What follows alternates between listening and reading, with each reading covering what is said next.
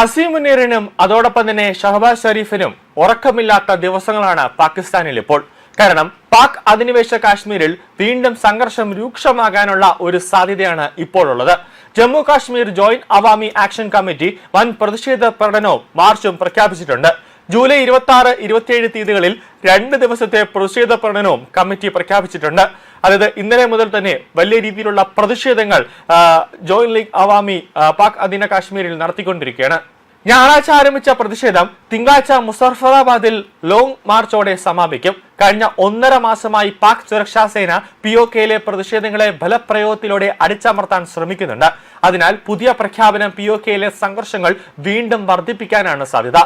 News 18 പ്രകാരം പ്രമുഖ പാക് അധീന കാശ്മീരി അവകാശ പ്രവർത്തകരായ ഉമർ നസീർ കാശ്മീരിയും അതോടൊപ്പം തന്നെ അഭിഭാഷകൻ ഖവാജ മെഹ്റാനും പ്രദേശവാസികളോട് പ്രകടനങ്ങളിലും മാർച്ചുകളിലും ഒന്നിക്കാൻ അഭ്യർത്ഥിക്കുന്നുണ്ട്.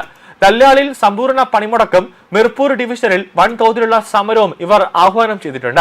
അവാമി ലീഗിന്റെ പുതിയ പ്രഖ്യാപനം പ്രസ്ഥാനത്തിലെ ഒരു മാറ്റത്തെയാണ് സൂചിപ്പിക്കുന്നത്. വിവിധ നഗരങ്ങളിൽ നടക്കുന്ന പ്രതിഷേധങ്ങളെ പ്രാദേശിക തലസ്ഥാനത്തേക്കുള്ള ഒരു മാർച്ചിലേക്ക് ഏകീകരിക്കുക എന്നതാണ് ഇതിന്റെ പ്രധാനപ്പെട്ട ലക്ഷ്യം. സുരക്ഷാ ഉദ്യോഗസ്ഥരോട് തങ്ങൾക്ക് ഒരു വിദ്വേഷവും ഇല്ലെന്ന് പറഞ്ഞുകൊണ്ട് സുരക്ഷാ സേനയുമായുള്ള ഏറ്റുമുട്ടൽ ഒഴിവാക്കാൻ കമ്മിറ്റിയും പ്രതിഷേധങ്ങൾക്ക് നേതൃത്വം നൽകുന്ന നേതാക്കളും ശ്രമിക്കുന്നുണ്ട്. പുതിയ പദ്ധതി പ്രകാരം നിലവിലുള്ള പ്രാദേശിക പ്രതിഷേധങ്ങൾ താത്കാലികമായി നിർത്തിവെക്കും. ഇത് പ്രവർത്തകരുടെ ശക്തി ഏകീകരിക്കാൻ അനുവദിക്കും എന്നതാണ് നിലവിൽ ലഭിക്കുന്ന സൂചനകൾ. റാവൽകോട്ടിൽ നടക്കുന്ന പ്രതിഷേധത്തിൽ പങ്കുചേരുന്ന മിർപൂർ ഡിവിഷനിൽ നിന്ന് പുറപ്പെട്ട പ്രതിഷേധ വാഹനവ്യൂഹങ്ങൾ ആരംഭിക്കുന്നതോടെയാണ് പ്രസ്ഥാനത്തിന്റെ ആദ്യഘട്ടം ആരംഭിക്കുന്നത്. പാക് അധിനിവേശ കാശ്മീർ കുറച്ചു കാലമായി വലിയ സംഘർഷങ്ങൾ നേരിടുന്ന ഒരു സാഹചര്യമാണ് ഇപ്പോൾ ഉള്ളത്.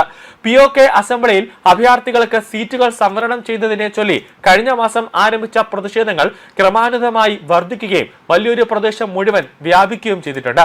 പണപ്പെരുപ്പം ഉൾപ്പെടെ നിരവധി വിഷയങ്ങളിൽ POKയിലെ ജനങ്ങൾ ഇപ്പോൾ പാകിസ്ഥാൻ സർക്കാരിനെയും സൈന്യത്തെയും ചോദ്യം ചെയ്യുന്നുണ്ട്. പ്രതിഷേധക്കാരും സുരക്ഷാ സേനയും തമ്മിൽ പലപ്പോഴും ഏറ്റുമുട്ടലുകൾ ഉണ്ടായിട്ടുണ്ട്. പാക് അധീന കാശ്മീരിൽ പാകിസ്ഥാൻ ഭരണകൂടത്തിനെതിരെ ജനകീയ പ്രതിഷേധം കനക്കുകയാണ്. സാമ്പത്തിക ചൂഷണം, രാഷ്ട്രീയ അടിച്ചമർത്തൽ, അടിസ്ഥാന പൗരാവകാശങ്ങളുടെ നിഷേധം എന്നിവയ്ക്കെതിരെ ജോയിന്റ് അവാമി ആക്ഷൻ കമ്മിറ്റിയുടെ നേതൃത്വത്തിലാണ് ഈ ജനകീയ പ്രക്ഷോഭം നടക്കുന്നത്.